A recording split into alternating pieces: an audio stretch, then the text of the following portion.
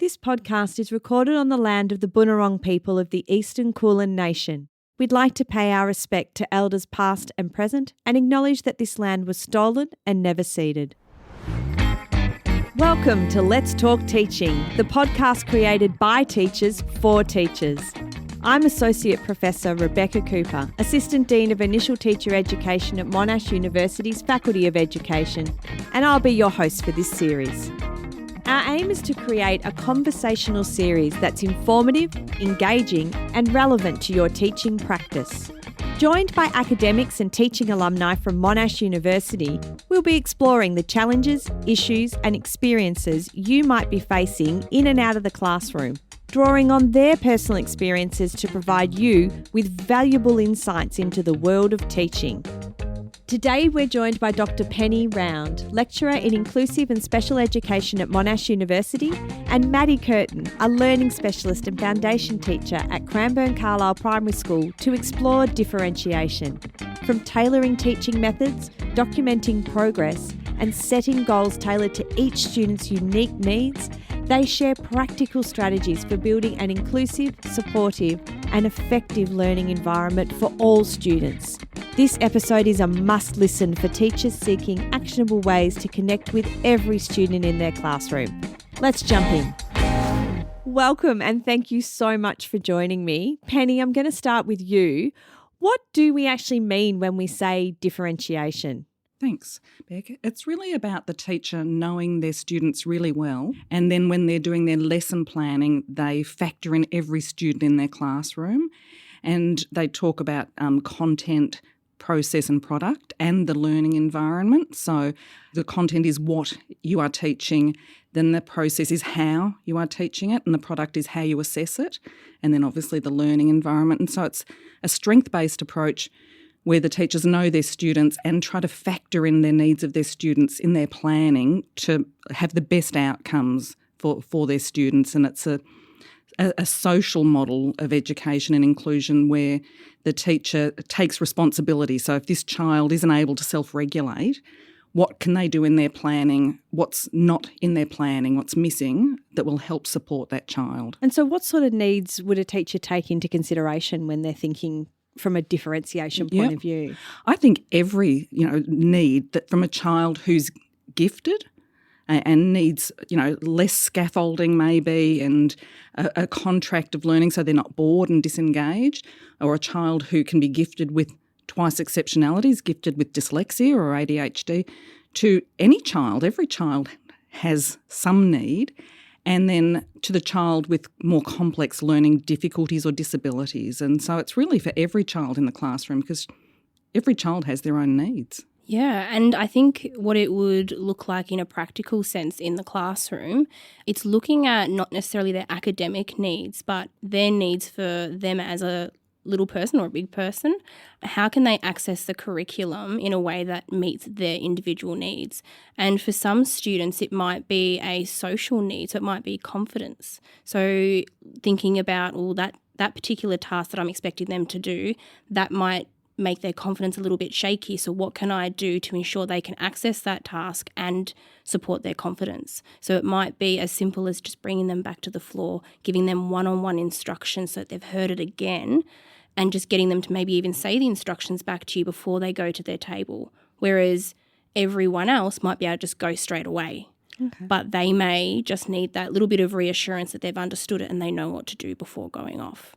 So you really have to know your students. That's probably key. Know your students. Mm-hmm. How do you get to know your students at such a level that you can really understand what their needs are? Maddie, where do you start with that? It's probably the first thing that you would do before you touch curriculum. So at the start of the year, for example, is really, really important. But even throughout the term as well, you've got to make sure that you know your students and you have that relationship, because if you don't have that, it makes the curriculum side of things really challenging. And if you haven't got that relationship, it can make the learning a little bit rickety and you can start getting some cracks. And that's when you can have some troubles throughout the rest of the year. So at the start of the year, you do a lot of building like the climate in your classroom, our expectations in the classroom, but expectations of the teacher as well. So what the students expect of the teacher. So for some students, they might expect the teacher to use a particular tone of voice because they might find that a really loud voice can make them feel a particular way, or it might be too much for them. So I always like to talk about, these expectations are not just of you. They're of all of us. You expect me to listen to you, so I expect the same thing back, because it's a relationship that they build in the classroom but also in the wider community. So I think at the start of the year, that's really, really important. You get to know their likes, their dislikes, and then they kind of open up a little bit more, and then you get to know them as a learner. And you get to see some of their strengths in terms of like literacy or numeracy. Some might have a really good social emotional understanding, but they may not be as strong in other academic areas. Some might really excel in PE or specialist areas. And those are the things that you pull in and build on when they're needing support in other areas, if that makes sense. Yeah, it does. Yeah. Where else can you look, though, to get more detail, more info about your students? Well, I suppose, and because Maddie's a prep teacher, a foundation teacher, and my teaching was primarily at Year 12 and heading up the inclusion program. And so for me, it would be looking at, as a teacher, looking at what are existing reports, talking to other teachers who taught this person last year, what can I learn from them, and just even taking in, again, as a VCE teacher, taking in some preliminary assessments that are just toe in the water so that you get to know them and really importantly to know their zone of proximal development, which I know people get sick of hearing, but it's really important. And so it's observation, just seeing how are they reacting? Are they starting the task? Are they looking wiggly for you with, are they chatting? Are they seeming responsive? And so, I mean, there's a range of assessment that would have probably already exist, except maybe at the foundation year. Well, in the foundation years, we don't have the benchmarking data, they're sitting at this particular level in the curriculum. However, we do have kinder transition reports. I know last year when we were looking at our foundations coming in, we actually went to visit some of the kinders where we just had a bit of an inkling that there might be some students of maybe higher needs that we probably needed to investigate, or some students that came on transition days. They might have done a science morning or a reading morning, and we kind of picked up that maybe some additional supports are needed to support them. So we would actually meet their kinder teachers, because it's important to know what were you doing with them to make their experiences successful. How can we make that consistent in the classroom? Because going from kinder to school is very different. And for one of my students, I actually went and visited them in kinder and sat down and we made a Christmas tree out of buttons. And I think that really made the relationship, because they saw me in their safe space and I could just chat to them, get to know them on their own, give them that little bit of time. And I was able to find out that there was a quiet space in kinder that they like to get back into the green zone, and that they like people not too close to them. And I was able to see how they were interacting. So all of that was food for thought when I'm putting in place strategies in our setting. I think teachers are pretty good. They've got a built-in radar of thinking this child, something's going on for this child, and just, paying attention. And I think a good teacher is always sort of turned on to being alert and think, what's going on? Am I overthinking this? Is something going on at home? And, parents can raise issues as well, and that something's happening at home that they need to know about. But I think teachers have a pretty good radar, and I think they always have a good starting point in their lesson planning. Right. And then it's just getting to know the students and thinking, I need to adjust that. Yep. So I think it's just about having that real willingness for the teacher to take responsibility and think, I need to change something. You're talking about the notion of things evolving over the unit, over the term, over a year, all that sort of thing. So I'm also thinking that the kids are evolving too, so you're constantly taking in more information for them. So you've got this information coming at you all the time. What does that mean you sort of actually do to differentiate? What are the sorts of adjustments and things that you could make? Yeah. So for me, as a secondary teacher, and even people often think it's really complicated at the Year 12 level because we've got study designs, but they are not inflexible documents, and I know there are maybe more limitations. But for me, it was having students with an oral assessment just saying, well, you don't have to do it in front of the class. Yeah. You can do it by video. Let's negotiate how you do it. You can do it sitting next to me and you don't have to look at me, just read your notes, because part of the assessment is the content, not the delivery. And just knowing that and straight away, again, as an English teacher, it would be saying, okay, I'm going to change my scaffolding. I'm going to reduce task demand so you don't have to do the same amount, discreetly done, or I'm going to give them extra reminders about something and making sure that you are reading the situation all the time. I might be giving somebody extra time, just as simple as somebody who doesn't deal well under pressure or processing, they just need extra time. And as soon as you take pressure off, and even just saying, we will do it, teachers listening and saying, what's going on? What do we need to do? And that, important we. Yeah, so that they're not feeling alone. I think that's really important. I know a lot of teachers probably wonder whether they are differentiating, but there's so many things that you do actually on the fly. So at the moment with our new disability inclusion profiles, we're having to make sure that any adjustments that we're making, that we are documenting them to support students who are going through the DI process. And Sorry, Maddie, DI. Disability inclusion, sorry. Thank you.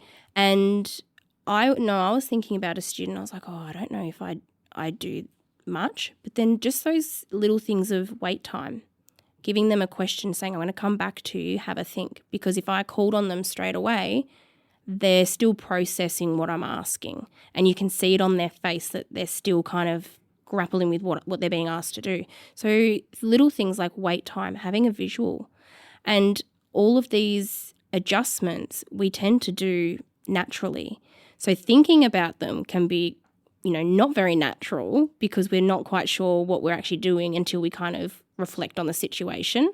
But, these adjustments don't just support students that have, say, additional needs. They actually support a whole breadth of students, particularly EAL students where English is an additional language.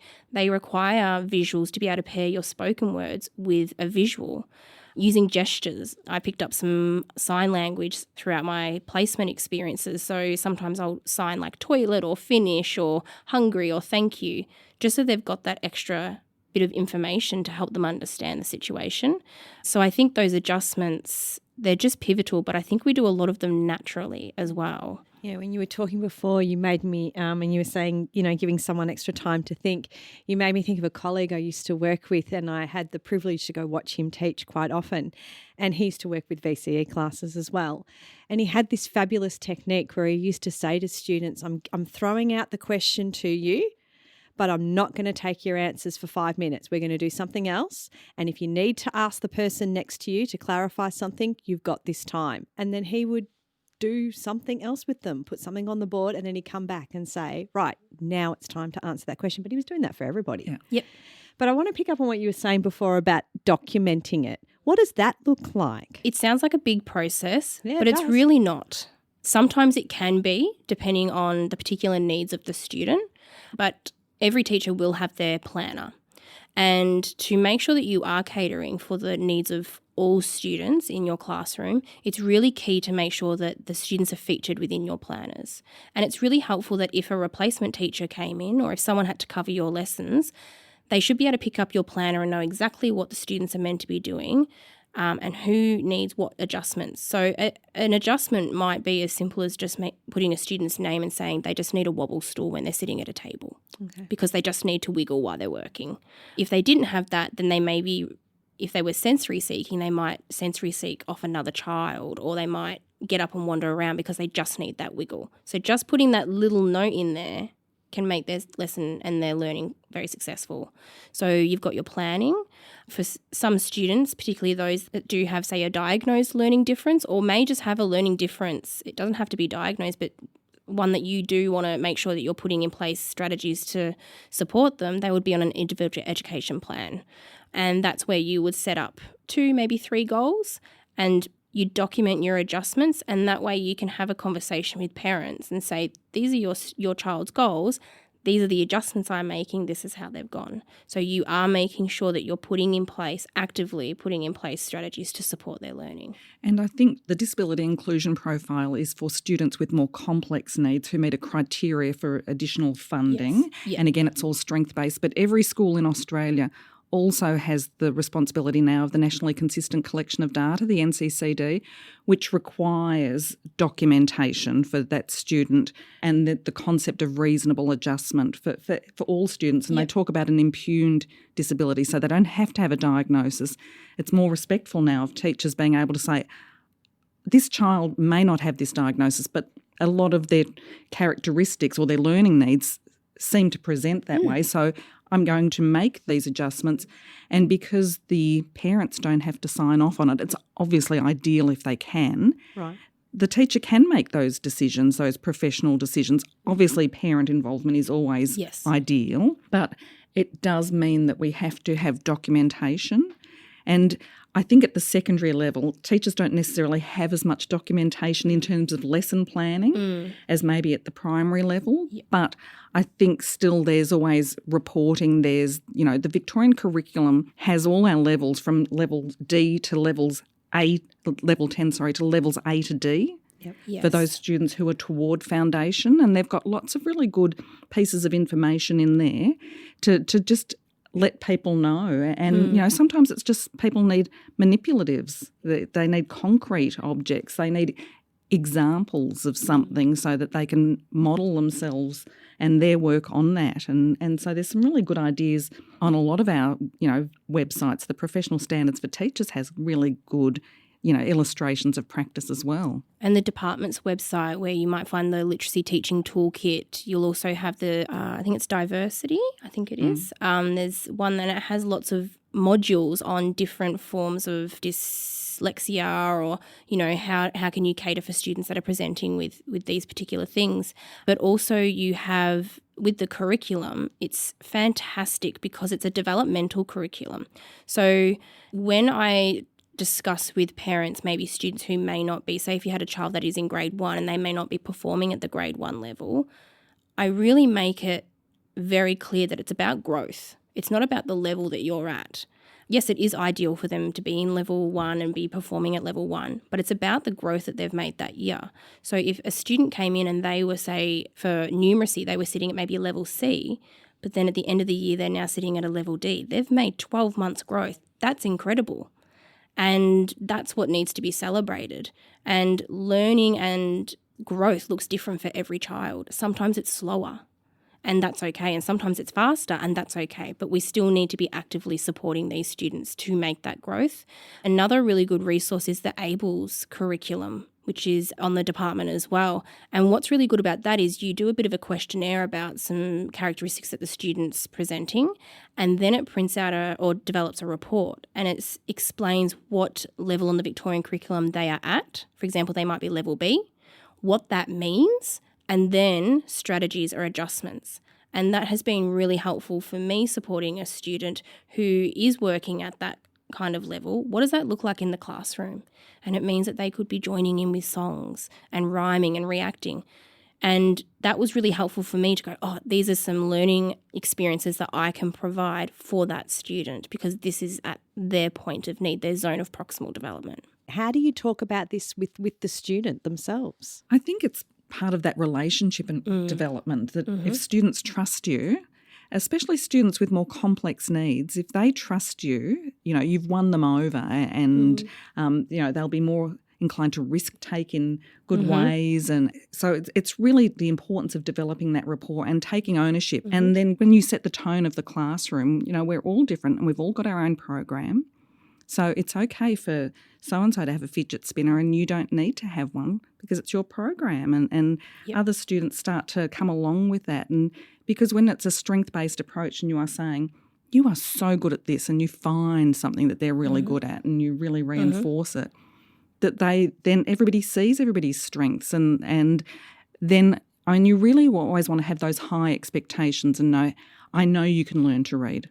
I know I can get you to be doing this if we work together, and just it helps students, and students want to, I think, become involved in that if they feel they've had a little bit of success. If you've got their confidence, then they're willing to have a go. And I find that that's key with a lot of students. And I love building the culture where we just celebrate everyone's work. You know, we were holding up colouring today, and one student tried their very best to colour in the lines, and it looks completely different to another student's, but we held it up and I said, "What do we say?" And they're like, "Well done." They're celebrating, and that student's just, you know, in awe. Last year we were celebrating when we took our jumpers off because that was a really big thing. But they all understood that that was their goal and they've achieved their goal, and that's really important because we all have different goals. So I think also explicitly teaching students about what is a goal is really important because they know it's something they can't do yet, and it's being okay with not being able to do things yet. And we were kind of thinking about, well, how do we get students' input when we're developing individual education plans? Getting students' input looks different for every student. And so you might be developing a plan for someone who can sit there and have an oral conversation and tell you their strengths and their likes and all that stuff. But then you might have some students that are, say, non-verbal. So how do you get their input? So we've had a conversation around, do we use like PEX cards, which are picture exchange cards, or do we have pictures of their actual resources and say, you know, what helps you with your learning, and they can choose the resources that are known to them. How can we make adjustments to get their student voice when developing goals for them? And I think too that differentiation happens in every classroom, whether you're teaching at, you know, a select entry school.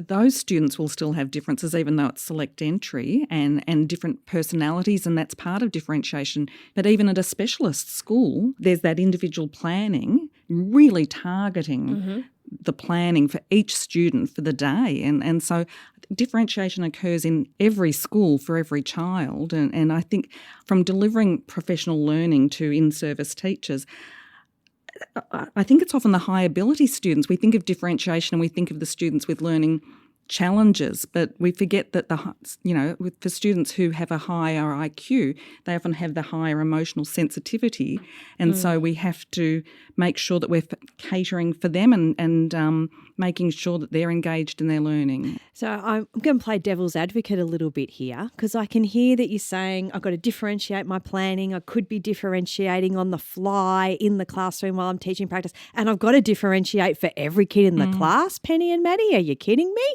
And you want me to document it all? It's really hard. And I think as somebody who started teaching in the mid-80s, it was not nearly as, well documented. But it is the job you move into now. And that's what our VIT, and our professional standards for teaching says you need to know your students. If you sign off on that every year, it is the job that it is. But it is hard. And I think, we are hyper-vigilant every second of every day when you're writing on the board and you just think, I'm just waiting for somebody to, flick another student. I need to be tuned into that, or what's going on? You're not okay today, so put your head on the table, or okay, today I'm going to push you harder because I think you can do it. It's a lot of work, but I think that when teachers start out, and we know the statistics tell us that a lot of teachers leave within the first 5 years, but I think that's just when it gets easier because you start to develop your repertoire of lesson planning, and so you don't have to build something new, you are adjusting. You get to know your classroom management approach better. You are better at talking with parents. It's a complex job. But you're not on your own in a school, are you, Penny? Yes. So who can you ask for help? There's so many resources available, and I definitely hear that it is hard, and there are times where you're like, this is taking a very long time. But then there's other times where you're just getting it done so quickly because you're in a routine. And I think at the end of the day, when you become more experienced, I found probably after my third year, some things just clicked. Like I just could do things a bit more quicker. And it was because I was learning that problem solving. I think differentiation is problem solving. It's going, this is not quite working. What can I do about it? And it might also be, like you said, with behaviour management, Penny, this particular student's behaving in a particular way. What's happening? What's causing this behaviour? Because behaviour always has a reason. There's always an underlying cause to that behaviour. It could be that they're bored, that they're doing their work, they're bored, so there's someone there that I can poke, you know. So it could be that, and that does happen. Or, you know, pacing around the room. But it's kind of like, what are we doing about that behaviour? Because that's not going to help them. I just think it's a problem-solving approach, but it can't be done in isolation. Right. And differentiation is not done in isolation. So when you're planning, collaborative planning with your team, and when you're sitting and planning curriculum, going to the curriculum saying, right, if we had our general cohort, generally let's plan to the 3 levels. Let's plan to below our level. So if we're in foundation, let's plan at a level D level, at a foundation level, and at a year 1 level. So that way we've got 3 entry points. But then you've got your outliers that might be on maybe a lower curricula or maybe a higher curricula. So that's where the individual teacher will then also look at those students. But you've got your whole team, and your whole team has a hope of experience and skills. But you also have colleagues, and you've got assistant principals. If you're struggling with like a student's behaviour, I know that I've got an assistant principal I can go and say, hey, this is what I'm experiencing. And they might go, have you thought of this? No, didn't even think of that. Try it, and it's worked. That's an adjustment that I need to make sure I do for that student. But I really want to touch on specialist schools, because I think they are an incredible resource as well. And I was lucky to do placement in specialist schools when I was here doing my degree, and I loved it. It was probably my most favourite time going on placement, and I learnt so much. I learnt how to conduct a parent-teacher interview. I learnt how to speak to students to support their behaviour. I learnt how to work with students on an individual level. That was fantastic. And I really wish that there was more communication and collaboration with specialist schools, because they are an incredible resource. And I just don't know why there's not that partnership. You know, why isn't there a sister school that we can go to and say, I've got a student that's presenting with these particular needs. For example, how do I teach a student to use picture communication? How do I teach that? You know, what can I do if I have a student that is non-verbal and they're using a communication device? Because a lot of the time some teachers feel that they weren't taught that when they were at university, because they might not have specialised in special education, or it's just something that they haven't been taught before. So where do we go when none of our expertise can tell us yet? Where can we go? And I think specialist schools are an amazing resource. And I think schools all have within them, they've got, assistant principals, but they all have a curriculum coordinator or a year level person. And, like you, I would always say as a team, let's sit down, we're developing the curriculum for year 9. What are we going to do and make sure it's you have to be reflexive sometimes, because you think this is not working. I'm, reading the situation. But often it's not that complicated, because it is, our first port of call is change the scaffolding, give them extra time to do something, reduce task demand. It's often not that complicated. And then it's those knowing your students and also knowing what they like and dislike and using those for their learning. For a child with autism, if their interest is cats, well, they can count cats, they can read about cats, they can have a reward about cats. When you've done this for 10 minutes, when you've done your maths for 10 minutes, then you can read this book for 10 minutes, and we call that a when and then, and first and then. First and then. And so knowing the students to know how best to support them and to engage them. Yep. Sounds to me like it's know your students and start with something simple and small and work from there. Absolutely. Yep. And sometimes you do have to overthink it, but sometimes you don't. And all schools have great resources, whether it's your colleague or people at, nice networks back at the university. I've rung Penny before going, I need help. What would you do in this situation? Or even just to debrief, because sometimes it is hard and sometimes you think, I'm not doing enough. But then I know when I was debriefing with Penny goes, but you've done this, this, this and this. And I thought, I've not thought about that. So sometimes it's hard when you're in amongst it all. But when you step back and you communicate, it's always important to have that person that you can talk to. Great resources online, Teacher Pays Teacher. Twinkle, which is Twinkle without an E on the end, has fabulous resources for those. Top Teachers, great. Yep, really good resources. Simply Kinder has great resources for children at the kinder level, but also then for some students with higher needs at older. There's a whole lot of great resources that we can find, by Googling. Good old Google. Good old Google. Well, thank you so much for a really fantastic chat and so many great ideas about differentiation for learning in the classroom. Thank you. Thank you. Thank you. On the next episode, we dig a little deeper and explore how we can create supportive learning environments for all students. Join me as I speak with Dr. Kristen Reimer and Peter Langham, who bring their extensive experience to the table, discussing the importance of trust, understanding and support in shaping environments where students facing challenges can succeed. We also explore the synergy between restorative justice and trauma-informed practices, which offer insights on creating nurturing spaces for all students. We've included a wealth of practical resources in our show notes that support your teaching journey. Be sure to check them out. If you're enjoying the show, don't forget to subscribe, rate and review, and follow us on Instagram at Monash_education, X at Monash Education, and Facebook at Education Monash. And tell us what you thought of today's episode using the hashtag Let's Talk Teaching Podcast.